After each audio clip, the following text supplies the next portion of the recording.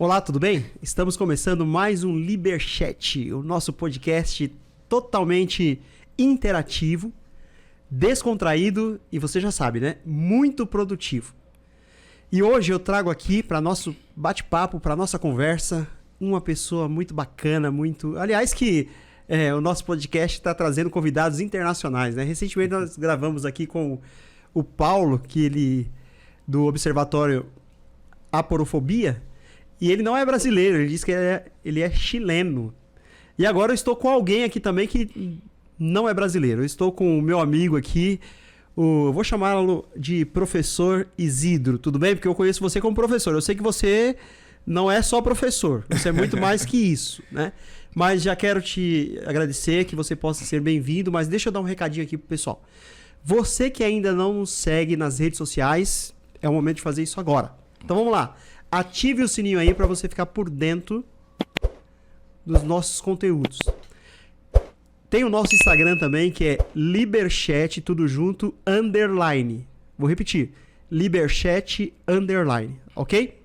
Então no nosso Instagram a gente vai falando dos nossos próximos convidados e você vai ficando por dentro de tudo que acontece. E ali também você pode mandar mensagem para nós e até mesmo, né, dar sugestão aí, quem que você gostaria de ouvir e participar do bate-papo aqui no nosso podcast Liberchat, ok? Bom, professor Isidro, que bom que você está aqui, já quero te agradecer, eu sei que você é um rapaz, um homem, sei lá, muito compromissado, e quando eu liguei para você, fiz o convite, prontamente você se ajustou aí com a sua agenda para vir para cá. Então seja bem-vindo. É um prazer imenso ter você aqui. Aqui você pode ficar tranquilo, bater um bate-papo legal, que o pessoal que está ouvindo em casa ou vendo o vídeo pelo YouTube, eles acabam interagindo conosco na conversa. Às vezes você está lá com o fone de ouvido lá na academia, tá como se você estivesse participando. Isso que é legal do podcast, né?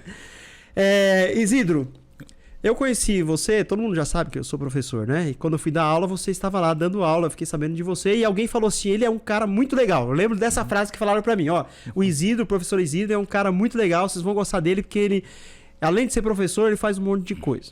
Tá. Então, Isidro, vamos lá começar com calma aqui, né? Primeira coisa, Isidro, me fala seu nome direito aí, porque eu sei que não é só Isidro, você acabou de falar aqui antes da nossa conversa e eu não vou conseguir pronunciar, então fala seu nome, fala de onde você é e o pessoal conhecer um pouquinho mais você aí. Vamos lá, fica à vontade. Primeiramente, quero aqui agradecer o convite que me foi estendido pelo professor Wilson. Fomos colegas durante um bom tempo e para mim, de facto, é um privilégio, né, estar aqui nesse podcast. Um podcast que, me parece que fala de liberdade e eu acho muito importante no mundo onde, por incrível que pareça, as nossas liberdades parece que cada vez mais estão sendo confundidos com outras coisas que acabam não sendo liberdade, né? Mas não é esse o tema, né, para falarmos. Vou falar sobre o meu nome é Isidro Chiculo Sanene. Isidro Chiculo Sanene. As pessoas sempre me perguntam, mas por que esse nome tão diferente, né? As pessoas, geralmente aqui no Brasil as pessoas escrevem mal o meu nome. É Isidro com Z, não Isidro com S, né? É a confusão que a gente faz do S com som de Z, né? de Z. Pois é, coisa da língua portuguesa. Exatamente. Eu sou professor de gramática, argumentação e o professor de literatura. Mas um bom tempo eu fui professor de espanhol. Eu acho que foi nessa época que eu conheci o professor Wilson, de espanhol. Né? Exatamente. Isso. Você não é brasileiro, né? Porque pelo seu nome já deu pra perceber que no Brasil não tem nome... O sotaque já parece brasileiro, né? Praticamente eu já me identifico como brasileiro, já estou aqui no Brasil há 13 anos, não é? Nossa. A minha esposa é brasileira, os meus filhos são brasileiros. O meu nome já é uma denúncia, né? Já disse que eu não sou brasileiro, eu sou de Angola, né? Angola, um país irmão do Brasil, né? Um país que fica praticamente na África Austral. Estou a falar especialmente a África por debaixo do Equador, né? Aquela África subsaariana, que é conhecido ali no livro de história, né?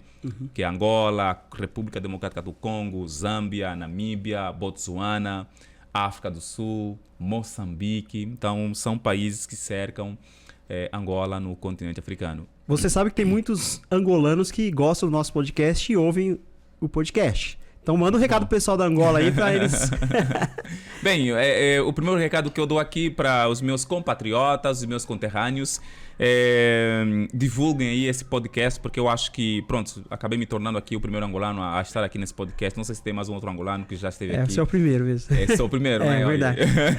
E vai voltar mais vezes, com certeza. Vocês vão ver que o bate-papo aqui vai ficar aí aberto e vai ter mais coisas para falar depois. Sim, mas... é verdade. É verdade. Bem, e eu sempre prefiro me identificar como professor, né? Professor. Porque, porque o professor, né, ele é um ser que não tem um rótulo, ou seja, é um ser, o professor ele pode ser aquela pessoa que ensina, né, que ensina qualquer coisa. Então, eu sempre prefiro me identificar como um professor do que, por exemplo, me identificar com aquilo que eu ensino. Né? Porque eu acho que professor é como um artista, né? Eu às vezes até brinco, digo que a arte é uma das coisas que me salvou muito, porque a arte até hoje eu acredito que é um dos caminhos mais fáceis para humanizar o mundo, né? Na minha concepção, a religião ela acabou perdendo o seu valor nesta questão de desconstrução na construção do ser humano, assim como a política, assim também como a própria história. Mas quando nós olhamos para um professor ou para uma arte, nós não vemos assim quem faz, simplesmente a gente se encanta com aquilo. Então, por isso que o professor sempre é uma ideia de que é alguém que está para ensinar. Ensinar o quê? Bem, eu não sei, mas é um ser que tem algo para passar. Por isso que eu acabo me identificando mais como um professor ou como um artista, né? Como artista, porque as pessoas, quando olham para os meus quadros, as pessoas olham para uma obra de arte e simplesmente vão olhar e não vão pensar, tipo, que quem pintou isso foi um preto, né? Então, simplesmente vão se encantar, porque na arte não há preconceito e na docência não há preconceito. Simplesmente a gente se encanta com aquilo que recebemos, ainda mais num tempo tão delicado, tão complicado, onde as pessoas estão cada vez mais preocupadas com coisas do que em ser, né? Então, para mim é um privilégio estar aqui, Wilson. De verdade, professor. Prazer, gostei desse sua introdução aí, que me levou o ego assim lá. Poxa, professor é tão importante, e realmente é, né? Sim. Pena que no nosso país aqui, Brasil, não é tão valorizado, mas a gente faz por amor, né? Sim. É uma... Né? Na verdade, eu creio que é a sociedade em que nós nos encontramos. É uma sociedade... que tende a trabalhar muito mais na não reflexão, né? Na forma... Porque é tudo muito rápido. Por exemplo, aqui no Brasil, aqui em São Paulo, essa metrópole, é tudo muito rápido, né? E nós, nessa rapidez, nesse movimento, nós temos problemas de parar para refletir. Como, por exemplo, às vezes eu me questiono, né? Por que alguém tinha que colocar aquele... Né, Tem uma forma no WhatsApp de você acelerar o áudio. Sim, aumentar a velocidade lá, né? Então eu pensei assim, mas como é que um ser humano foi capaz de fazer isso? E nós fazemos isso constantemente. Então, ou seja, a não prática da reflexão nos torna cada vez mais automáticos. E sendo automáticos, isso é uma forma de nós começarmos a promover relacionamentos eletrônicos, porque eu não penso mais. Então, ou seja, eu não sou mais, eu sou uma carcaça, eu sou uma máquina, né? Então... E este é o perigo dessa questão quando falamos sobre o ser humano, porque o professor ele não está mais no foco.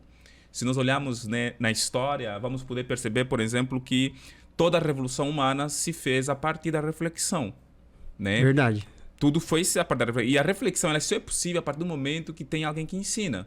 Então, se o ensino está cada vez mais aquém do esperado da sociedade, significa dizer que a sociedade... cada vez mais está criando, está produzindo seres ideológicos, ou seja, escravos ideológicos. E isso é um problema muito grande. Muito sério. Acabamos de gravar aí, se você não viu ainda, não acredito. Vai lá, volte, veja o vídeo que nós gravamos com o padre Júlio Lancelotti, com o Paulo do Observatório do Aporofobia. E a gente fez essa reflexão aqui nas nossas conversas e você está trazendo isso para nós também aqui. Muito interessante. A questão que nós não somos mais humanos, né? Nós nos tornamos aquilo que você falou, números. Números, sim, exatamente. Estamos cada vez mais sendo máquinas, né? E fomentando os relacionamentos eletrônicos, né? E cada vez mais não dando ênfase à reflexão. Porque por que eu tenho que acelerar o áudio de uma pessoa, por exemplo? Então, Bem, é claro que tem gente que manda também um áudio de 5 um horas, livro, né? um livro, né? E ninguém é obrigado a ouvir, mas eu acredito que a partir do momento que eu passo a ter esse hábito, essa cultura da não reflexão, eu estou me desumanizando. E o olho no olho fica para trás, né? Fica para trás, exatamente. Fica pra trás. Eu estou aqui contigo, tocar-se, né? Então, ou seja, é uma promoção gratuita, né? Que o ser humano tem produzido sobre a desumanização. Eu acho que eu, como na condição de professor, eu sempre trago uma ideia, até mesmo aos meus alunos, de que o problema não está simplesmente no sistema da educação em si. O problema está, né, no ser humano que deixou de pensar sobre quem ele é. E nós acabamos ficando presos nesse sistema. Exatamente. Você acabou de ajudar a divulgar mais uma vez o Liberchat.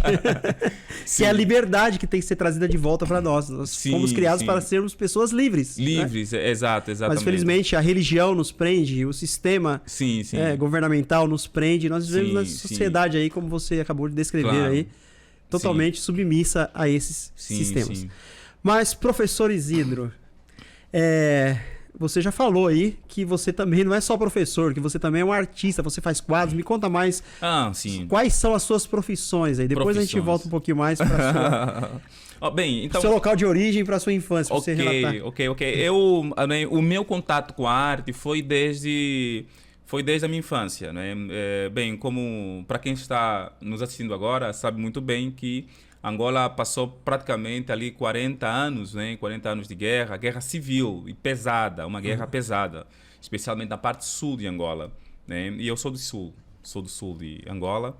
E para mim a arte foi uma forma de me salvar, né? Porque eu vim de uma família pobre, uma família muito difícil, né? Eu fui abandonado pela minha mãe aos 4 anos de idade. Nossa. Né? Eu me lembro muito bem que naquela época havia muita fome, não é? E a minha mãe, por exemplo, ela tentou, inclusive, né? Ela tentou se matar, né? E tentou, no caso, matar a mim e a minha irmã, né? A minha avó descobriu e pronto. Daí foi aquele momento que eu tive uma separação da minha mãe. Então, há muito tempo eu praticamente vivia sem um afeto materno. Então era muito difícil, porque eu vivia com tias, especialmente irmãs do meu pai, e isso tudo no meio da guerra. Eu ia, às vezes, para a escola, né? Às vezes pegava carona em carros, por exemplo, dos Médicos Sem Fronteiras. Nossa.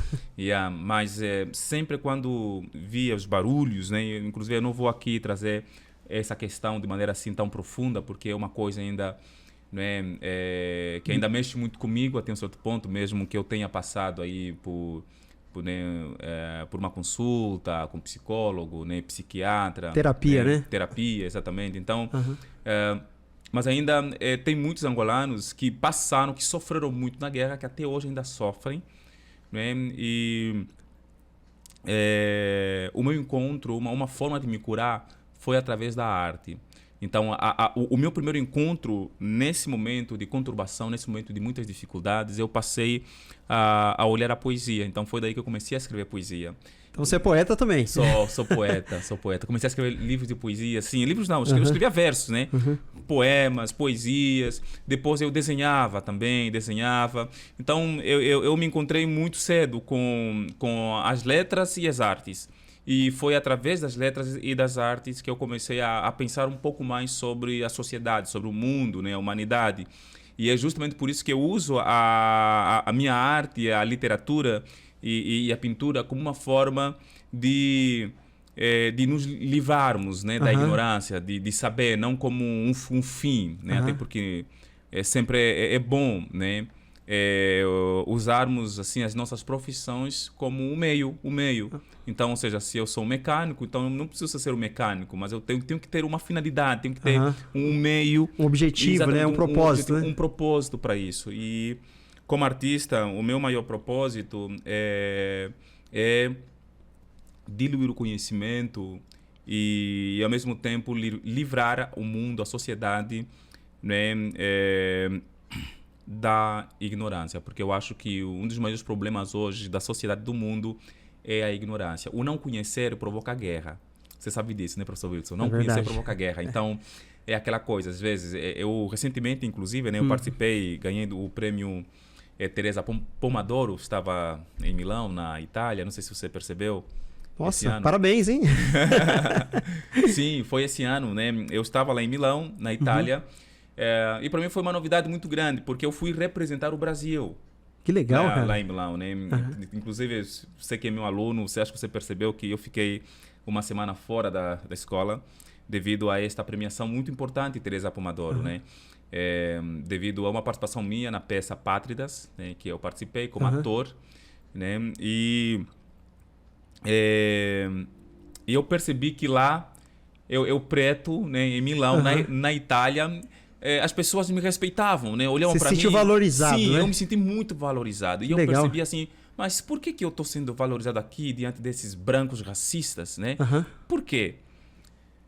Porque é o conhecimento, né? Então, quando a pessoa é ignorante, não conhece, não é muito fácil, né? Ser manipulado, né? Ficar preso no sistema. Quando você tem o conhecimento, você se liberta, né? Você se liberta, exatamente. E você atinge locais que você não imaginava alcançar, né? Sim, porque a pessoa olhava para mim, a pessoa não olhava para mim simplesmente como um preto, mas olhava para mim como um ser que tem um pensamento, que tem, né, que tem uma ideia, percebe?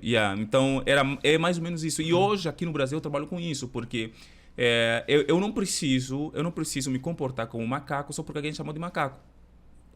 Percebe? Entendi. Então, ou seja, eu não preciso mudar o meu jeito de ser, né, a minha forma de ser, só porque alguém foi agressivo comigo. Então, o problema hoje da nossa sociedade, e quando eu trabalho a minha arte, é nesse sentido de desconstrução, de começarmos a entender, né, de que o problema hoje da sociedade é a ignorância. E essa ignorância, ela não parte só do branco, parte do preto também. Percebe? Então, até que ponto eu sou escravo e até que ponto eu devo trabalhar a minha liberdade.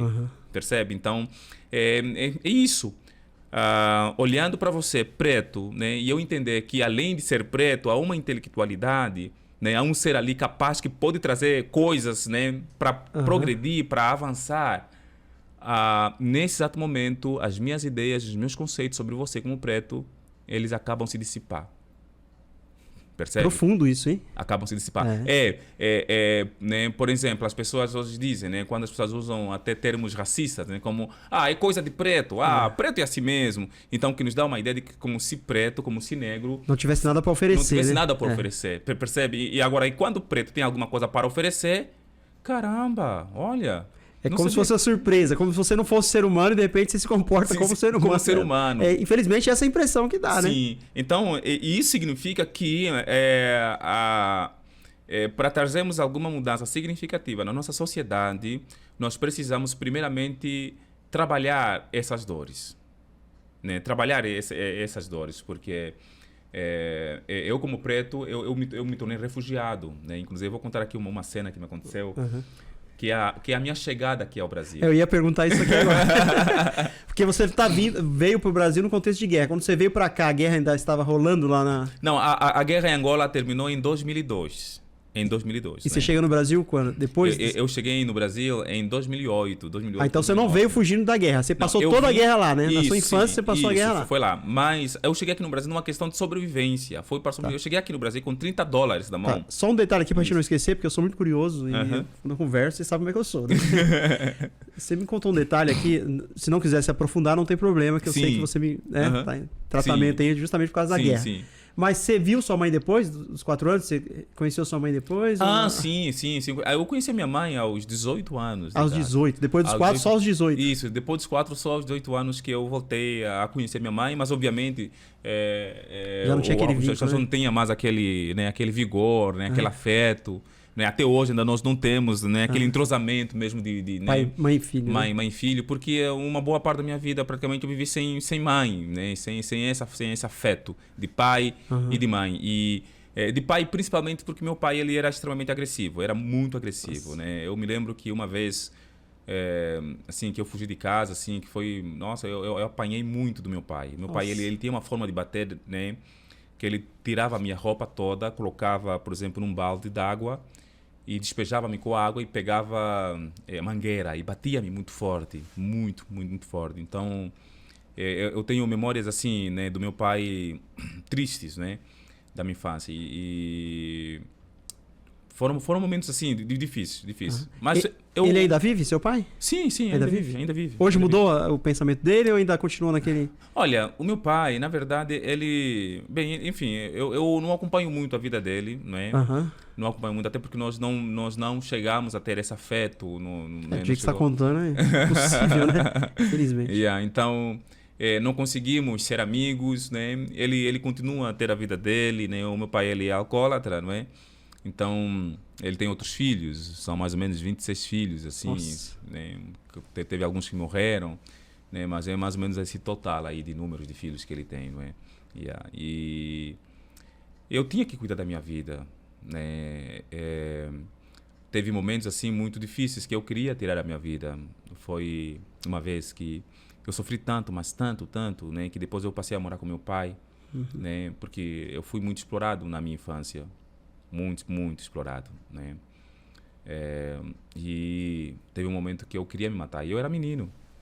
Nossa. É sério. Era menino, né? Aí fui salvo pela minha madrasta, né? Que era uma das esposas do meu pai, chamada Lídia. Né? Inclusive até hoje eu estou com o nome dessa minha madrasta no meu documento. E foi muito difícil, assim. E também teve outro momento que eu quis, assim... Eu tive 3 tentativas de suicídio. Nossa. 3. Ainda quando criança? Adolescente, assim, adolescente jovem, porque eu queria me salvar da condição em que eu me encontrava. Porque... Queria se libertar, na verdade. Isso, pelo que eu percebo aqui, era mais uma questão de tentar mudar aquela situação que você estava vivendo e achava que, naquele momento, você achava que a morte seria a melhor solução. Exatamente, é isso. Porque eu não tinha... tanto que, inclusive, quando eu saí de Angola para o Brasil, por exemplo, né, tinha... Assim, eu cheguei aqui no Brasil com $30, era tudo que eu tinha, a roupa do corpo e um documento. Veio sozinho? Sozinho. Você resolveu sair de lá e falou, vou cuidar da vida. Exatamente. Vendi os meus quadros, vendi tudo. Teve lá você já pintava, já fazia pintava, já. Né? Aí teve um amigo que me ajudou, inclusive, né, que é o Jari Marques, e teve também o Wilson Faria, né, que pagou a minha passagem, né, para que eu viesse aqui no Brasil. Aí você chega aqui com $30? Só, e tinha algo que era para poder estudar, né, com documento para fazer faculdade no NASP. Ah, tá. Você já tinha terminado o ensino médio lá? Isso. Tá. Aí você falou, agora eu preciso cuidar da vida. Exato. Aí você veio pro Brasil com o sentido de libertar, cuidar da sua vida. Isso. Novo rumo, né? Sim. Mas só que eu cheguei aqui, pronto, as coisas também não estavam indo muito bem. Teve um pastor que disse, olha, vai para a Argentina, que é melhor porque é mais barato, aquela coisa toda. E aí me aventurei e eu fui para a Argentina. Daqui você vai para a Argentina? Isso. Não fiquei muito tempo aqui. Você chegou a estudar algum ano aqui? Aqui eu fiquei um semestre. No NASP? Qual o NASP estudou? O NASP é São Paulo. São Paulo? Capão Redondo. Capão Redondo. Capão Redondo, Eu fiquei lá um semestre, né? Eu queria fazer teologia. Ah, é? Daí eu fiquei muito Acho revoltado. Que você ia sofrer mais, que eu fiz teologia. Foi o período mais difícil da minha vida. Dos mais difíceis. Um dos mais difíceis. Aí eu fui para a Argentina, fiquei lá na Argentina, caramba, era muito difícil. Eu até dizia para mim mesmo, se eu morrer aqui, certeza absoluta que ninguém vai se preocupar comigo. Você estava sozinho, né? Estava sozinho, exatamente. Na Argentina? Sim, eu estava sozinho. Mas lá as coisas também não deram muito certo. Eu acabei comportagem, quer dizer, vender livros, né? Eu estava vendendo livros da faculdade, livros da igreja. E eu acabei... Os livros eram muito caros, então eu sou um péssimo vendedor. Né? Porque às vezes a pessoa gostava tanto do livro, eu falava, não, pode ficar com o livro, depois você me paga. Se doar. Aí, pronto, depois me paga, e as pessoas não pagavam, né? Não pagavam, não é? Mas foram momentos muito bons, né? Porque eu fui atendido por muitas famílias lá na Argentina, muitas famílias boas. Teve momentos tristes também, que foi uma vez quando eu fiquei numa cidade chamada Las Toscas.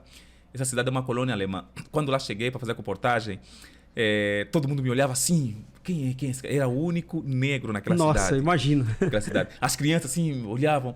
Era uma atração, né? Era uma atração, as pessoas ficavam assim, tentando saber quem, né? De onde que veio, de onde surgiu isso aqui. Ficava assim, quando eu ia pra rua, todo mundo ficava assim, estupefato, olhando pra mim, perplexo. Se eu era um palhaço, se era alguma coisa assim, sabe? Teve um momento que eu fiquei muito triste, mas muito triste e eu não queria sair. Foi quando... os argentinos, geralmente, eles têm siesta, né? Que, tipo, eles dormem à tarde.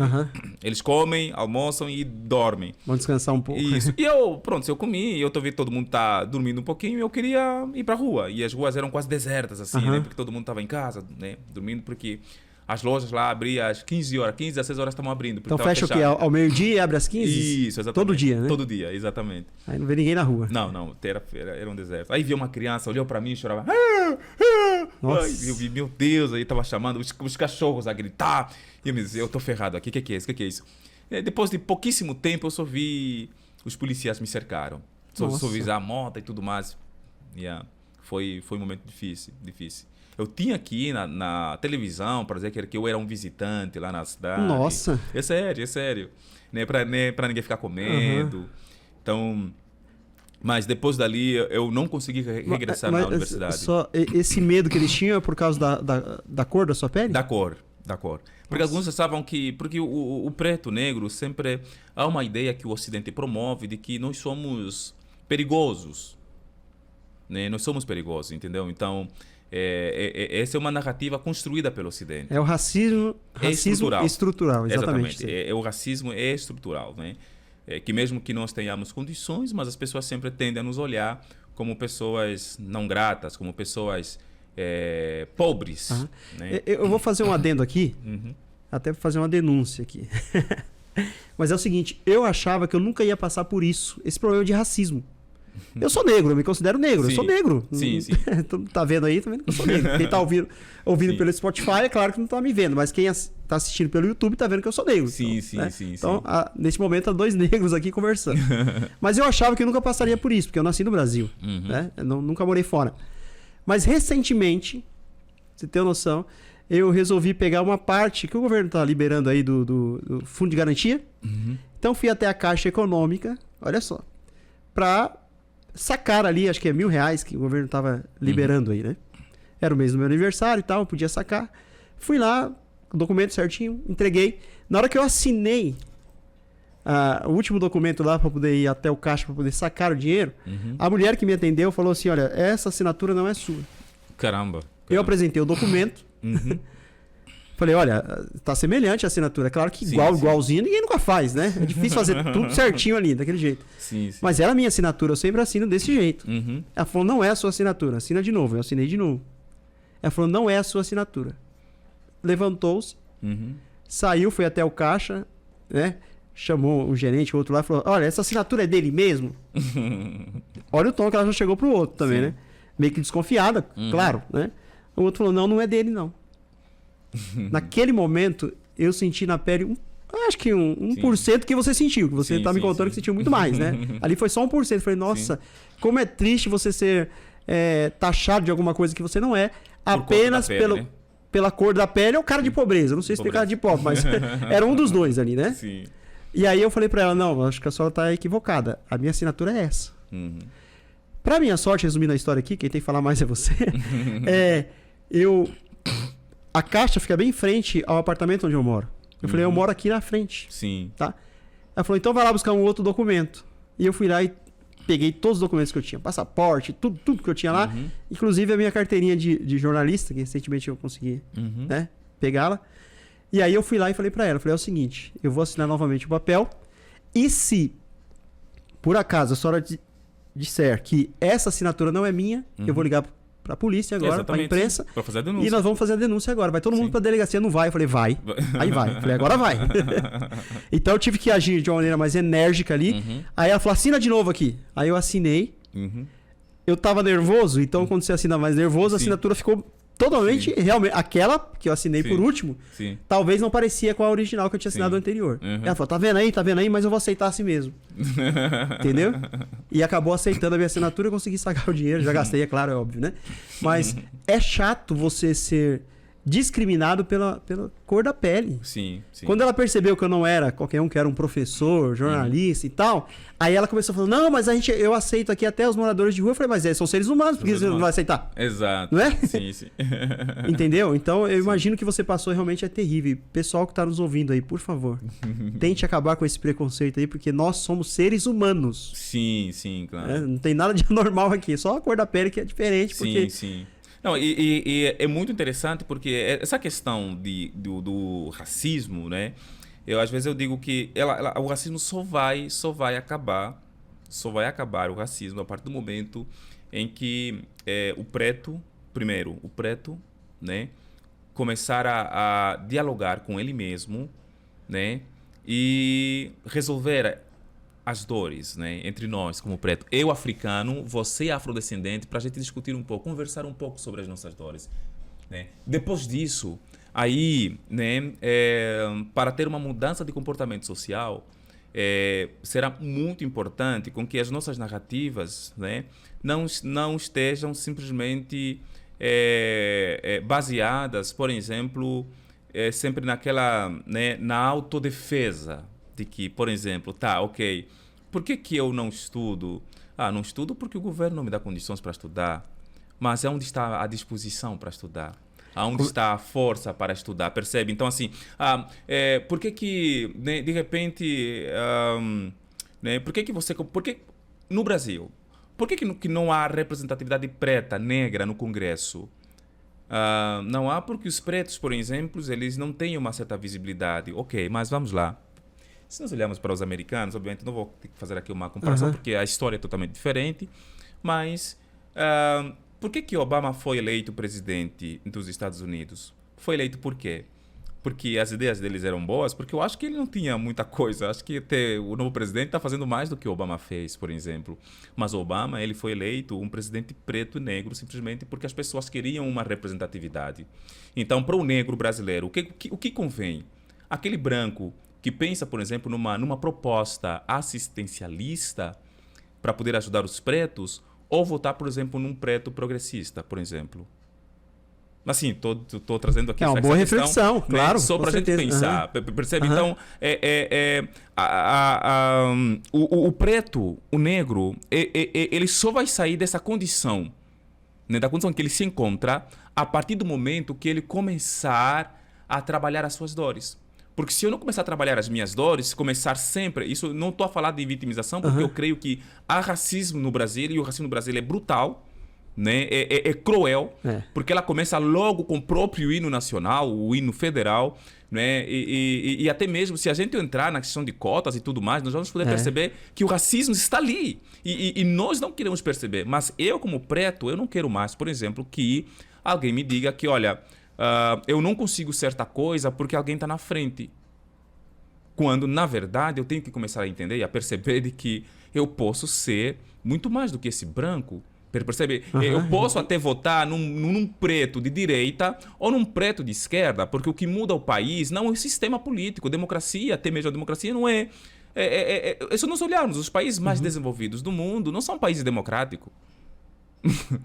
Não, tô falando sério. Não são. Você olha para a China, por exemplo, é comunista, né? É capitalismo. Então, é o pensamento, né? Então, teve uma vez, eu perguntei para um afrodescendente, por que você não compra os meus quadros? Por que quem compra os meus quadros são mais pessoas brancas? Ué, quem gosta de arte são pessoas ricas e pessoas que têm dinheiro. Tá, mas você é preto, mas onde você comprou a sua Nike? Sua camisa é Nike? Então, você tem dinheiro para comprar Nike, não tem dinheiro para comprar... O quadro. Você entende? Então, e nós precisamos criar essa reconexão, porque você, como afrodescendente, você está perdido. Você precisa encontrar sua história, você precisa se reencontrar, né? Eu, como africano, estou perdido. Há uma coisa muito interessante, que é a ancestralidade. Para você chegar na ancestralidade, para poder trabalhar todos os seus conceitos que você tem sobre racismo, sobre você não conseguir certa coisa, porque há um branco ou um grupo de brancos que está ali que coloca várias pedras na sua frente para você cair, né? Então você precisa voltar, né, para você mesmo, voltar para a sua ancestralidade. Só que para isso você precisa do africano. E eu, como africano, né, eu preciso de você. É como eu sempre brinco e eu falo. Que a fantasia que o afrodescendente tem sobre a África, ela serve para dissipar as fantasias que o africano tem do Ocidente. Então, ou seja, cura, racismo é uma doença? Bem, pode ser que sim, pode ser que não. Mas quando o racismo vai deixar de existir? O racismo ela só vai deixar de existir quando quando o conhecimento for, né, algo de base, for tipo arroz e feijão na mesa do povo. Né? Tô falando sério, porque se o conhecimento não for tipo arroz e feijão na mesa do povo, cara, vai ter racismo, vai ter preconceito. E a guerra surge assim, é o conhecimento. Por exemplo, você está me trazendo aqui como professor africano e angolano. Né? Então, para o brasileiro que está, por exemplo, nos assistindo agora, já está a poder perceber, está a entender outras narrativas, porque, né, e uma história minha particular que eu vivi, né, mas que ao mesmo tempo, só o fato dessa pessoa que está ali, se for branco ou preto, me ouvindo, vai entender a minha história. Então, por isso que eu digo que não importa se você é assassino, se você é um bandista, se você é espírita, não importa. O que me interessa é saber que você é um ser humano. Aí tá... O importante de tudo isso é entender isso que você falou, né? Nós somos seres humanos. Sim. Mas aí me conta, você chegou da Argentina, não deu certo, aí você voltou pro Brasil. Não deu certo, não deu certo. Porque eu confesso para vocês, assim, foi uma coisa que eu estava determinado. Eu dizia para mim mesmo, olha, se eu não conseguir voltar para o Brasil, eu me mato. Nossa. Mas eu estava sem documentos, quer dizer, eu estava com documentos, só que os meus documentos estavam todos vencidos. Né? Então eu estava ilegal no país, estava ilegal na Argentina. E eu queria sair na Argentina ilegal para estar ilegal no Brasil. Olha a minha condição. Pense ali a minha condição, era uma coisa muito difícil. Mas pronto, alguns amigos me ajudaram, eu peguei um ônibus, eu saí desse ônibus de Las Toscas, fui até Paraná, porque tem um estado na Argentina também que tem o mesmo nome que o estado do Paraná, aqui no Brasil. E você achava que estava indo pro Paraná? Não, mas era caminho, né? De Paraná, aí eu peguei um outro ônibus que me tirou de Paraná para Misiones. Misiones é um estado, lá chama-se província, é um estado da Argentina que faz fronteira com Paraná, estado de Paraná do Brasil. Porque, né, tem Paraná do Brasil e tem Paraná da Argentina, né? E daí eu pensei, como é que eu vou... Eu estava tentando bolar uma estratégia para sair de lá ilegalmente para chegar... Ilegalmente, né, no Brasil. E a gente sabe que tudo é muito controlado, né? Especialmente as fronteiras. O argentino não precisa de documentos. Assim, ele só entra com o RG dele, assim como o brasileiro também. Mas eu, naquele lugar, eu era uma denúncia. Todo mundo olhava para mim, os meus traços já dizia que eu era um africano. Você não estava se sentindo bem ali, né? Isso, exatamente, entende? Então... daí eu pensei, olha, o que eu vou fazer? Tá, ok, eu estava com um computador, eu conversei com um taxista, né? Porque lá tem a Foz do Iguaçu, tem a parte da Argentina e tem a parte do Brasil. As 3 fronteiras ali? Isso. Então, o meu plano foi isso. Eu entrar por esse caminho, por essa via, porque seria mais fácil. Se der certo, eu corro pro Paraguai. Se der certo, eu fico na Argentina e pro Brasil. Então, porque era mais fácil, porque é um lugar onde circulam muitas pessoas e não dá para ter controle. Percebe? Eu já fui lá, eu sei como é que é. Quem já foi lá sabe. Né? Isso, então eu pensei, olha, ok.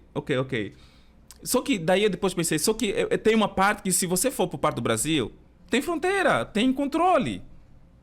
Né? Eles vão olhar o documento e tudo mais. Para mim, na minha ideia, era uma coisa assim simples. Porque para o brasileiro é simples, o brasileiro só passa, não precisa, ele passa. Então daí eu dizia, né? Na verdade dizia não, eu vi um taxista e eu conversei com esse taxista, né? Assim, para poder me ajudar, eu expliquei a minha condição. Olha, é o seguinte, né? Eu estou ilegal aqui e eu quero atravessar a fronteira. Eu disse, se você atravessa comigo a fronteira, eu quero que você me deixe num terminal de ônibus, né? Que era uma rodoviária. Né? Que era para sair dessa rodoviária até Cascavel, que é Paraná, né? Paraná, exatamente. Porque daí eu estaria a salvo. Aí me viro, vou ver o que tem que fazer. Não era tão simples assim, né? E aí ele falou, olha, isso aí é um problema, pode ser acusado de tráfico de pessoas, esse tipo de coisa, tal, então eu não vou poder te ajudar. Cara, eu fiquei naquele momento, puxa, e agora o que fazer? Para Angola eu não vou mais. E não tinha como ajeitar os documentos lá? Arrumar? Não, porque lá não tem embaixada. Ah, não tem, né? Não tem embaixada angolana lá, né? Eu ficava, como vou fazer? Tá, se me pegarem, eles vão me deportar. E se me deportarem, eu voltar para Angola era uma tristeza muito grande, porque eu saí de lá para vencer. Eu saí de lá porque eu queria fazer alguma coisa, nunca quero voltar. Era uma vergonha, né? Demais, assim, grande mesmo, gigantesco. Então eu não queria. Eu fiquei numa praça, fiquei lá até umas 17 horas, mais ou menos, que era esse horário, esperando uma oportunidade de fazer alguma coisa, bolando, vendo o que eu vou fazer. Tentei passar pro lado do Brasil, assim como eu estava com a mochila, assim, para ver se eu passo. Tinha lá os 2 seguranças lá olhando assim para poder apertar, né? Eu vi que estava vendo, né, os documentos, e eu vi que se ver meu documento já era. Então eu vi, Caramba. Até entrei, fui, né, atrás de 3 jovens e era muito turista lá. E no meio de todos os turistas, eu era o único preto também. Tinha assim alguns que eram... Chama atenção, né? Chama atenção. Então todo mundo já olhava pra mim. Então, ou seja, era muito fácil. Tipo, talvez os outros não cobrava porque era meio que óbvio. Mas de mim iriam cobrar, né? Daí eu vi que não daria certo. Voltei, fiquei lá. Fiquei numa pracinha mesmo, ali em Misiones. E no final o taxista veio. Ele falou, olha, eu sei o seguinte. Quanto você tem? Então eu tava lá com as coisas, eu nem me lembro mais quanto eu tava, né, de grana, só sei que eu disse, olha, eu vou dar pro senhor tudo que eu tenho. Até tô aqui com esse computador e eu estava também com fone de ouvido? Fone de ouvido bom também, assim, e tal. Eu posso dar tudo isso pro senhor, só quero que o senhor me tire daqui para me deixar numa rodoviária. Aí ele falou, olha, não é tão simples assim, vamos fazer o seguinte, tá? Ok, você me entrega, só que você vai no porta-mala. Porque se for no carro, eu vou ter que descer, porque eu tenho que apertar as documentações no momento da fronteira. Né? Eu disse, ok, não tem problema. Disse, só que tem mais. Só que para nós irmos, não dá para eu passar sozinho, né? Porque, pronto, se tem câmeras, já uma vez que tô saindo, eu sou taxista, né? Tô saindo de um lugar sem passageiro, sei lá, fica até meio estranho. Então, melhor ter um passageiro no carro e você no porta-mala. Nossa, difícil, hein? Eu fiquei assim, ok, tudo bem, né? Pra mim tava tudo bem, o que eu queria dar tudo pra ele e tal.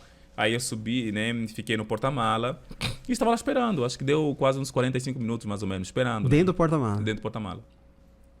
Né? Porque eu vi que ele tava andando e tal, eu também que ele tá por isso que eu tenho uma frase que eu digo assim: quem é bom de desculpa é ruim de trabalho, né? Então você não tava ali pra dar desculpa, você queria resolver o problema ali naquele momento. Sim, né? Então naquele não momento importasse era assim. ficar dentro do porta-mala 2 horas, 3 horas. Não, cara, pra mim era isso. Eu falava pra mim mesmo: se acontecer alguma coisa, se me pegarem, eu tô morto. Não volto pra um país, eu me mato e acabou. Você entendeu? Era isso. Eles vão eu sabia, eu tinha condição de que eu seria deportado e tinha condição de que eu estava fazendo era uma coisa errada, mas não tinha uma outra alternativa para mim. Era necessidade. Isso. Né? Para mim era uma necessidade extrema. Era uma necessidade extrema mesmo. Era uma questão de sobrevivência. Eu queria sobreviver, entendeu? Então, daí depois eu vi que alguém subiu. Nem sei até hoje quem é essa pessoa que subiu. Não sei se era, acho que era 2 pessoas, porque eu tava vendo o som, né? Tava vendo eles conversando e tal. Depois parou, eu vi que quando parou, tinha uns cachorros, né, gritando. Eu já sabia que naquele momento que parou, era na fronteira. Era a fronteira. Yeah. Aí tinha lá os cachorros, né, gritando e tal. Vinham os policiais aí gritando, falando, né? Vem aqui, alguma coisa assim e tal. Eu tava vendo zumbido assim, sabe? Coisa assim. E aí depois eu vi que alguém saiu do carro, eu acho que me pegaram. Acho que eles descobriram alguma coisa. Porque demorou muito. Nossa. Demorou muito, assim. Demorou mesmo, assim. Eu vi, meu Deus. Yeah. Depois eu vi o cachorro se aproximando, porque eles ficam cheirando sem droga, alguma coisa assim, sabe? Mais ou menos. O cachorro poderia perceber algo estranho ali, um ser humano ali. Aí eu vi, isso, eu tô ferrado aqui, gente. Eu tô ferrado. Né? Ok. Então depois eu só vi ele, né, a porta, né, batendo a porta. Aí você falou, opa! O carro aí, eu vi que foi. Depois parou, eu acho que ele parou em algum lugar e deixou os passageiros. E ele avançou. E quando ele avançou, ele me deixou atrás, né, da rodoviária. Aí ele tirou assim, que não tinha ninguém, assim, meio assim, tirou, obrigado, eu agradeci muito ele e tal, mas só que eu não tinha grana para poder vir aqui para São Paulo. Nossa! Porque eu já dei tudo nele, entendeu? Bem, mas resumindo, eu cheguei até a rodoviária, né? Eu era mais ou menos que nem aqueles caras que ficam pedindo passagem, sabe? Sei, me ajuda R$2 pra entrar aqui e tal. Exato, Depois, pronto, eu consegui uma grana, né? Aí, só que acontece, para comprar passagem, eu tinha que comprar com documento. Não sei se até hoje é assim, já não me lembro mais. Mas você comprar passagem tem que ter um documento para o ônibus, né? É o RG, geralmente se usa o RG para poder... Só que eu não tinha RG, eu tinha um passaporte vencido. Né? Aí um velhinho comprou para mim, né? Eu expliquei a minha condição, comprou para mim. E só que para subir no ônibus, lá ficava um motorista, eu acho que era um motorista auxiliar, alguma coisa, para poder ver, né? Conferir os documentos ali. Para entrar. Aquilo para ir, e o meu coração acelerava. O tempo, foi um momento só, sabe, de tensão. Tensão. Imagina. E aquilo ia, alguma coisa, não sei o que aconteceu, os papéis, assim, porque eu tava tremendo, o papel caiu no chão, né? Assim que caiu no chão, eu abaixei para poder pegar. E isso aqui, tá. Eu atrasei muito, eu tava atrasando muito. Os caras queriam que eu já subisse logo, né? Aí peguei ele e falei, ok. Sobe logo. Então ele já não viu. E eu fiz questão de não sentar na minha cadeira, né? E eu fui sentar lá atrás. Porque qual era a ideia? Era qualquer coisa que acontecesse, eu tinha que ser o último. Entendi. Mas assim, foi situações muito, muito difíceis, cara. Difícil. Teve um momento que nós paramos, eles estavam tentando ver drogas também, alguma coisa assim. Todo mundo tinha que descer. Né? Os caras subiam lá para poder ver os documentos. E tudo. Quando eles viram, por exemplo, o meu, assim, né? Assim, que eu era praticamente o último, né? Aí para poder me chamar, cara, nossa. Aí alguém subiu, para poder todo mundo subir de novo. E meu Deus, de novo. Fui. E cheguei aqui em São Paulo. Né? Foi muito difícil quando aqui cheguei, porque eu comecei a fazer alguns trabalhos assim na rua. Né? Aqui na Avenida Paulista eu vendia, né, vendia livros, né, que são poemas, né, que eu fazia e eu vendia para as pessoas. Você também é escritor, né? Inclusive você trouxe alguns livros aí, né? Trouxe, já mostra pro pessoal aí para... Tem aqui o Maria Madalena, o mito africano. Esse livro aqui é uma literatura periférica africana. Esse livro na verdade é um livro de pesquisa, onde eu trabalho praticamente com um conto, uma contação de história que traz um conto africano. Não é Maria Madalena da Bíblia, mas é muito interessante porque nesse livro aqui, Maria Madalena, o mito africano, é uma ficção, porque na minha infância, por exemplo, as pessoas sentiam muito medo de Maria Madalena.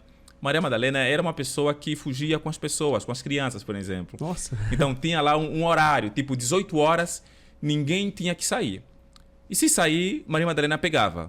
E, tipo, sumia. E ninguém sabia, né? E para você se proteger de Maria Madalena, dos espíritos de Maria Madalena, você tinha que colocar no pulso um laço vermelho, uma miçanga vermelha. E ficou aí o mito. Até eu pensar, buscando formas, né? Para dar força, dar vida a este mito. Aí eu escrevi o Maria Madalena, né? Para dizer como começou Maria Madalena, né? Só para não dar aqui spoiler. Maria Madalena, aqui do livro, né, na ficção, ela é filha, na verdade ela é fruto de um relacionamento, né? A mãe dela é filha de um grande feiticeiro de uma região chamada Lungi, né? E tudo começou no momento da escravização, né? Da colonização dos portugueses em Angola. E eles geralmente levavam os padres lá. E o padre se apaixonou por essa menina. E naquela época era um pecado mortal, né? Um branco se apaixonar por um preto, por uma preta, por exemplo. Ainda sendo padre ainda, né? Ainda mais um padre. Então, com a forma de esconder, o padre ele queria abortar a criança, né? E a amante, no caso, que é essa jovem, que também era feiticeira, dizia que não vou abortar e ela queria provocar a igreja. Então, para provocar a igreja, disse que eu darei o nome de Maria Madalena. Então, assim, é uma história eletrizante, né? Para quem gosta de uma boa ficção para ler, ele é muito bom. Bacana. E os outros dois? Bem, os outros são antologia. Quando eu cheguei aqui em São Paulo, por exemplo, isso aqui, ela é uma antologia Áfricas na Literatura. Né? Tanto que o livro ele é financiado pela prefeitura, porque, inclusive, eu fiz parte do coletivo Raízes, eu idealizei esse projeto aqui em São Paulo, me tornando, até um certo ponto, o primeiro negro africano a ser proponente, a coordenar um projeto, né?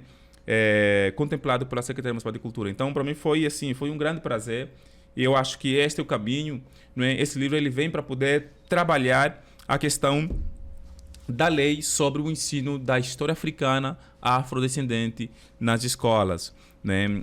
São vários autores aqui nesse livro. Áfricas na literatura. Por que falou Áfricas na literatura? Porque são várias Áfricas. Né? O brasileiro tem uma concepção, uma ideia muito equivocada sobre a África. A África para o brasileiro é um país, por exemplo. E, né? na verdade é um continente. Né? É um continente com mais de 55 países. Então. Né? E tem esse aqui, As Áfricas Dentro de Mim, que é uma coletânea, é uma antologia também organizado aqui por mim. Aqui tem participação de escritores negros brasileiros e escritores negros africanos. Que legal. Onde é que eu mostro? Aqui? Aqui para essa... Isso. Parabéns. Professor, você é um vencedor. Obrigado. Nasceu num país que estava em guerra, Teve a guerra familiar também que você enfrentou, os problemas familiares com o seu pai, a agressão do seu pai, o abandono da mãe, a vinda pro Brasil, primeira vez não deu certo, vai pra Argentina, não dá certo, pra entrar aqui de novo foi outro sufoco, pelo que você contou. E você hoje acabou de apresentar os livros que você escreveu. Então, prova que quem quer realmente vai à luta. Sim, sim. E eu acredito que Deus sempre esteve com você nesses momentos difíceis que você passou. E é por isso que você conseguiu vencer. E é por isso que você está aqui hoje contando aí essa história pra galera, né? Obrigado. Me diz uma coisa. Nem todo mundo nasceu num país em guerra. Mas você há pouco, antes de nós começarmos aqui o nosso bate-papo, você disse que está fazendo aí uma terapia, né? Sim. Para vencer os conflitos, porque tudo isso traz traumas para nós, né? Sim, sim. Então, existem países hoje que estão sofrendo uma guerra, literalmente uma guerra, né? A Ucrânia, a Rússia, né? E outros países aí que estão enfrentando guerra. E existe também uma guerra que todo mundo enfrenta, que é a guerra nossa, do nosso próprio eu, você se entender como gente, como você falou, né? Enfrentar os seus problemas. Sim, sim. Eu queria que você fizesse aí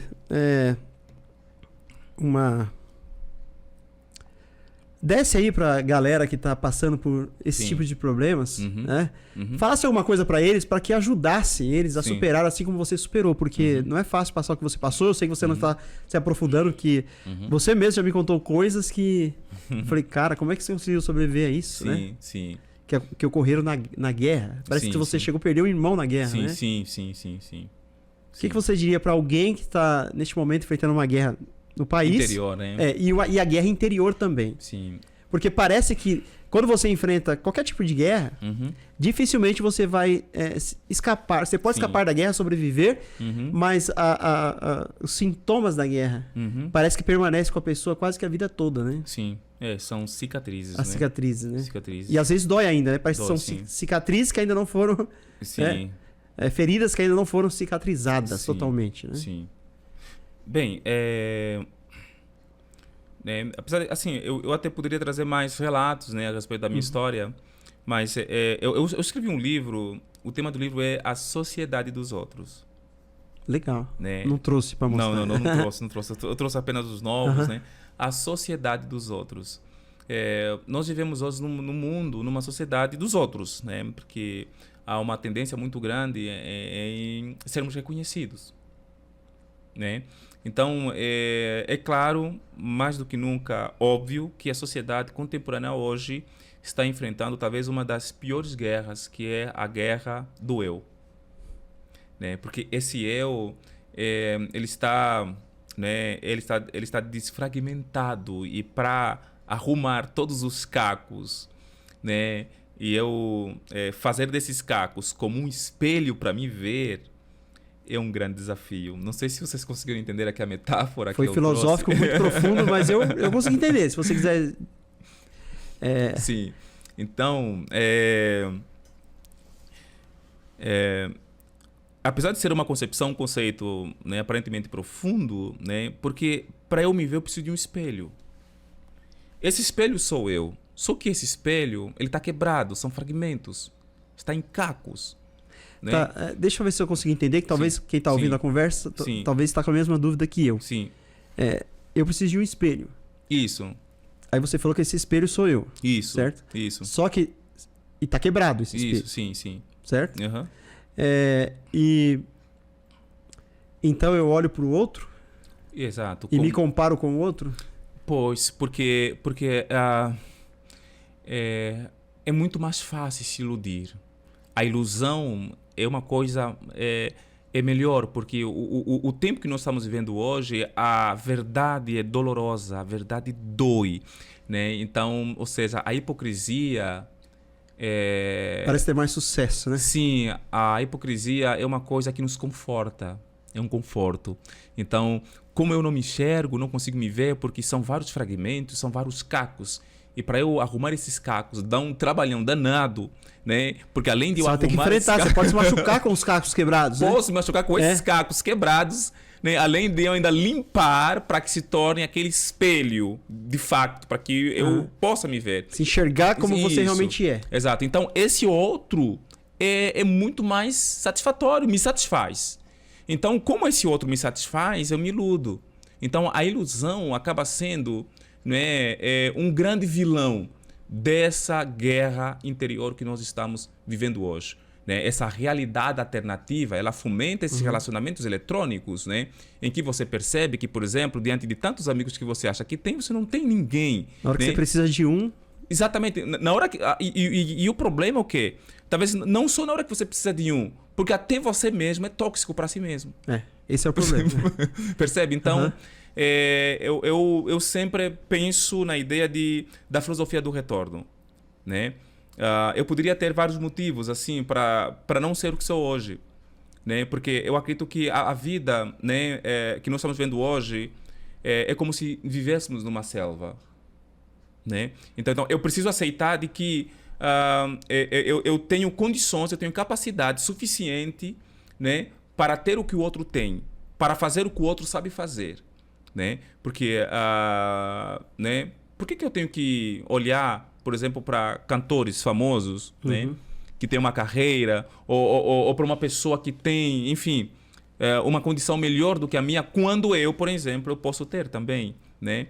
Então, eu acredito que há um pensamento até muito interessante que diz: é onde está, né, a energia que a mente flui, né? Então, ou seja, se todo ser humano acordasse e pensasse que é filho do Altíssimo, é filho de Deus, né, é filho daquele que criou os céus e a terra, a fonte, gente, nós teríamos resolvido praticamente 99% dos nossos problemas. O problema é o quê? É que esse outro, ele me agrada, mas ele não é tudo para mim. Então, ou seja, esse outro ele me prejudica, porque eu tenho que comprar um celular iPhone para receber um elogio. Só para isso. Entende? Eu tenho que tirar uma foto linda, um selfie, só para receber um elogio. Imagina o esforço que eu tenho. É como uma mulher. Para sorrir quando você está com vontade de chorar, de chorar, entende? A mulher tem que usar os saltos altos. Eu nunca vi graça da mulher, por exemplo, usar os saltos altos, mas eu vi muitas mulheres dizendo que machuca muitas das vezes, tem que andar. Mas para quê? Porque o outro é muito mais interessante do que eu mesmo. E às vezes o outro também está se comparando ao outro, né? Exato. E aí vive numa guerra, num conflito que não tem fim. Que não tem fim. Então, é por isso que nós precisamos não procurar desculpas para vencer, né? A maior parte das pessoas que venceram hoje no mundo e que são vencedores são pessoas que não procuraram desculpas. Deixa eu ver se eu entendi. Então, o ideal seria você, ao olhar para o outro, se inspirar, mas não equiparar-se, né? O outro, ele precisa Ele pode trazer como inspiração, mas não como... É como a eletricidade, né? É como a eletricidade. O outro, ele pode ser o cabo USB. Por exemplo, você está contando a sua história aqui, eu posso me inspirar na sua história para vencer como você venceu. Exatamente. Mas não tem como eu ser o Isidro. Exatamente. Eu vou ser o Wilson, o professor Wilson. Isso, exatamente, é isso. O outro é o cabo USB. A força, a energia, né, para funcionar tudo é você. Então, é por isso que uma das formas de sair da condição em que nos encontramos é você saber que você está nessa condição, né? Então, é aquilo. Eu sou um cara desempregado. Então, você tem que entender que... Aquele momento você está passando como um desempregado, né? Exato. E até há uma coisa muito interessante, só não te cortar aqui. Não, pode ficar à vontade. Tem uma vez, né? O meu irmão, ele estava procurando emprego, assim e tal. E eu sempre digo, até para quem procura emprego, eu falo, olha, se você quer um emprego e você vive procurando emprego, você nunca vai ter emprego. Por quê? Veja, né, como é que uma pessoa que quer emprego procura emprego na condição em que se encontra? Por exemplo, não seria mais fácil você se comportar como alguém que já tivesse um emprego? Como? Veja, eu acordei, certo? Uma pessoa que trabalha, ele tem horário, né? Então, acordei 7 horas, 6 horas da manhã, eu devo me planejar. Como deve ser o meu planejamento? Ok, durante a semana, estou dando aqui um exemplo, é uma hipótese, né? E essa hipótese ela pode ser real. Então, eu sou um cara desempregado e eu preciso de um emprego, talvez não o emprego da minha vida, mas eu quero... Pelo menos para sobreviver. Pelo menos para sobreviver. Isso, pagar as minhas contas. Exatamente. Então, eu vou elaborar o meu currículo e eu vou, durante a semana, quantos dias na semana? 5, 4 dias? Durante 4 dias na semana, eu vou sair às 6 horas como uma pessoa. Eu sempre digo assim para as pessoas, né? Procure emprego. O procurar emprego tem que ser o seu emprego. Eu entendi o que você quis dizer. Como se fosse o meu emprego, né? Meu Exatamente. emprego agora é procurar emprego. Exatamente. Então, o meu emprego agora é procurar o emprego. Então, você planeja... Olha, eu vou para a região X e vou distribuir 150 currículos. Isso, por exemplo, em um dia. Esse é o seu emprego. Seu emprego é procurar emprego. 150. No outro dia, 200. No outro dia, 150. No outro dia, e aí vai. Eu duvido que ninguém, durante, sei lá, os 500, 600 currículos que você entrega, ninguém vai te chamar, por Sem amor de contar Deus. os contatos, você vai ter com os amigos e falar para eles Exatamente. o seu propósito de vida, né? Exatamente. Que você tá precisando no momento. Exatamente, percebe? Então, é à disposição. Viver custa caro. Tem um preço, né? Tem um preço. Tem um preço. E às vezes as pessoas dizem, mas como você faz tudo? Você faz muita coisa e tal. Eu sempre digo que, olha, a vida passa muito rápido.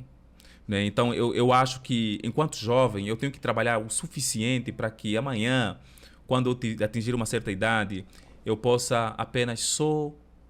Né? Usufruir, sabe? É uma forma de antecipar até mesmo essa aposentadoria que às vezes nunca chega. Você tem que trabalhar um tanto, mas assim... para mim tudo é uma oportunidade. Avaliar os custos de oportunidade. Por que eu estou aqui com você? Você me chamou para estar num podcast, poderia trabalhar, poderia fazer alguma outra coisa, mas por que eu estou aqui? Percebe? Então, tudo a gente precisa avaliar para crescermos. Isidro, você vai ter que voltar aqui mais vezes. Foi muito bom o bate-papo com você, Legal. muito produtivo. Tenho certeza que você que está ouvindo aí pelo Spotify, você que está acompanhando pelo YouTube, conheceu essa pessoa maravilhosa que é o Isidro, o professor Isidro, aí aprendeu lições, né, para sua vida, e você é uma motivação, uma inspiração. Desde que eu te conheci, eu sabia que você tinha uma história para contar. Obrigado. E agora você está contando com mais detalhes, algumas coisas que eu não sabia, fiquei muito surpreso e aprendi muito com você pelas colocações que você conseguiu colocar. Obrigado. Parabéns pelo seu projeto de vida. Sei que você faz um monte de coisa, como você falou. Sim. Queria eu fazer a metade do que você faz, né? Mas parabéns, você é um vencedor. Obrigado. E continue vencendo. Eu tenho certeza que você só venceu porque em todos os momentos Deus sempre esteve com você. Amém. Muito obrigado. Eu quero fazer uma reflexão aqui da Bíblia. Eu separei um trecho aqui para ler aqui. Sim. Paulo, talvez, ouvindo a sua história, eu sei que Paulo sofreu bastante. Sim, Viveu sim, o contexto. sim. Paulo que eu falo é Paulo, o evangelista, né? O grande pregador dos gentios, o apóstolo Paulo, né? O cara que era um judeu. No primeiro momento ele perseguia os cristãos, os seguidores do Cristo. Depois ele se converte. E aí ele tem uma luta para pregar o evangelho para os judeus e também para os gentios. Sim, né? sim. E ele enfrentou muita coisa, guerra, problemas, prisões. Ele mesmo vai narrar. Mas ele, numa das suas prisões, um momento difícil que ele estava enfrentando, e ele ficou preso numa prisão domiciliar em alguns momentos. E você aqui relatou sobre a sua prisão domiciliar, que era a agressão do seu pai, abandono da sua mãe. E ele passou por prisões literais mesmo, né? Sem ser em casa. Sim. Só que a prisão domiciliar daquela época era diferente da nossa aqui. Que às vezes você coloca uma tornozeleira eletrônica e fica em casa, às vezes nem usa isso. Sim, sim. Naquela época de Paulo, ele ficava preso, acorrentado à figura de um soldado. Imagina você dentro de casa, acorrentado e o soldado ali 24 horas com você. Mas da prisão ele mandava algumas cartas. E ele escreveu uma carta aos Efésios. E eu imagino a cena agora, ele naquela situação, talvez pensando o seguinte: como que eu vou motivar alguém na situação que eu estou? Sim. Né? Estamos na era do selfie, na era de fazer vídeos aí motivacionais. Eu gravo alguns vídeos também. Mas aí Paulo olha para a figura do soldado e diz, né, ele diz assim: revesti-vos de toda a armadura de Deus, para que possais estar firmes contra as astutas ciladas do diabo. Olha só o que ele vai dizer. Porque não temos que lutar contra a carne e o sangue, mas sim contra os principados, contra as potestades, contra os príncipes das trevas deste mundo, contra as hostes espirituais da maldade, nos lugares celestiais. E depois ele vai dizer como que nós poderemos vencer essa guerra. Sim. E ele vai, comparando ali a figura do soldado, ele vai dizer assim, ó, você tem que estar firme com a verdade, ser justo, calçar os pés com a preparação do evangelho da paz. Ele vai dizer que a fé, que a oração, né, e a palavra de Deus é uma das ferramentas que nós podemos usar para vencer a guerra que nós enfrentamos no dia a dia. Talvez você que está nos ouvindo aqui não está enfrentando uma guerra como o professor aqui enfrentou, né? Nosso país Brasil ainda é um país, aparentemente, né, sem uma guerra social. Mas tem as guerras internas que você está enfrentando aí. Talvez na sua família, abandono do seu pai, da sua mãe, seus irmãos, talvez o desemprego. Não sei quais são as batalhas que você está enfrentando. Mas eu quero dizer para você o seguinte, que nessa batalha você não está só. Muitas das vezes aqui o professor Isidro contando a sua história, ele falou, eu estava sozinho. Mas quando você enxerga o Isidro hoje, você chega à conclusão que ele não estava sozinho. Sim. Então tem momentos que você vai sentir só mesmo. Né? Porque você não consegue enxergar além daquele problema que você está enfrentando. E você pensa em morrer, como o Isidro pensou em morrer. Mas Deus sempre enviou pessoas, seja um taxista, né? Fazendo ali algo aparentemente errado para transportá-lo, né? Da Argentina para o Brasil. Ou alguém... Era um desconhecido, né? Sim. Ou alguém que vai olhar pra você e vai te ajudar em alguma coisa. De repente, esse bate-papo aqui tá motivando você pra vencer. É porque você não consegue enxergar além das suas lágrimas, muitas vezes. Mas Deus enxerga além. E eu tenho certeza que se você vestir essas armaduras que Paulo falou, né? Que com essas armaduras nós conseguiríamos vencer a guerra, você também sairá vencedor. E ainda que você passe pelo vale da sombra da morte, ainda que você seja lançado numa fornalha, né? Talvez o seu problema é tão intenso que você fala, eu tô me sentindo preso numa fornalha de fogo me queimando, né? Deus disse assim, ó, ainda que passares pelo fogo, eu serei contigo. Então Deus está com você, ainda que você não enxergue, acredite nisso. E pode ter certeza que nessa batalha, Deus não prometeu que você não passaria por isso. É por isso que você está passando. Mas ele prometeu estar com você em todos esses momentos. Então lembre-se que você não está só. E nós estamos aqui reforçando isso para você, né? Você não está só. Então, durante as batalhas, procure não perder a fé, não perder a esperança e acredite que com Jesus a vitória será garantida. Amém. Amém. Eu creio. Espero Amém. que você creia também. Isidro, muito obrigado pelo nosso bate-papo. Deixa aí as suas redes sociais, onde o pessoal pode adquirir os seus livros. Ok. Olha, os meus livros vocês podem adquirir através da Literáfrica ou então no DM, né? Eu tenho o meu Instagram, Facebook. Uso mais o Instagram. O nome do meu Instagram é Isidro Sanene. Isidro com S. Sanene. Ou simplesmente você pode escrever Sanene, porque é um dos únicos nomes no mundo, né? Então não tem como você se perder com o nome desse. Sanene. Ok? Ok. Então é isso. E se você ainda não segue o Liberchat, o Instagram é Liberchat_. Então vai lá, siga, acompanhe os stories ali para você saber qual será o nosso próximo convidado. Muito obrigado, fique com Deus, que Deus abençoe você. Um abraço. Valeu, tchau. Tchau.